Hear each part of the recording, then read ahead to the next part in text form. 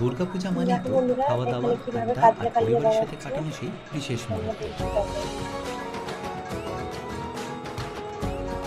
আর খাওয়া দাওয়ায় যদি এরকম কাতলা কালিয়া হয় তাহলে তার কোনো কথাই নেই।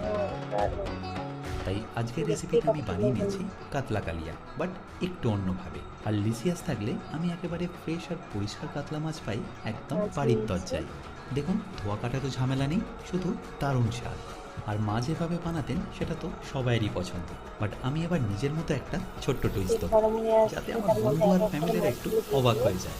নিয়ে ভেজে তুলে নেবে। তারপর দিয়েছি ওটা দিয়ে শুকনো লঙ্কা, পেঁয়াজ বাটা, পেঁয়াজটা সুন্দর করে ভেজে নিলে ভাজা হবে, হলুদ গুঁড়ো, লঙ্কা গুঁড়ো দিয়ে আর মিশিয়ে টুইস্টটা হলো, টমেটো আমি এই পিউরিটা দিয়ে কালিয়াতে বেশ দই না দিয়ে কিছুক্ষণ কষিয়ে ব্যবহার করব নিচ্ছি। তারপরে দুধ এর আর মধ্যে দিয়ে খোয়া, দিল যেটা গ্রেভিটাকে দুধ বানাবে আর আরও রিচ খোয়া। এবং ক্রিমি। দিয়ে আমার সুন্দর কথা করে মতো এটা মিশিয়ে একবার নিলে ফুটে বানিয়ে আসলে দেখুন, ভেজে রাখা দেখবেন মাছগুলো ওর দারুণ মধ্যে স্বাদ দিয়ে হয়। দিচ্ছি।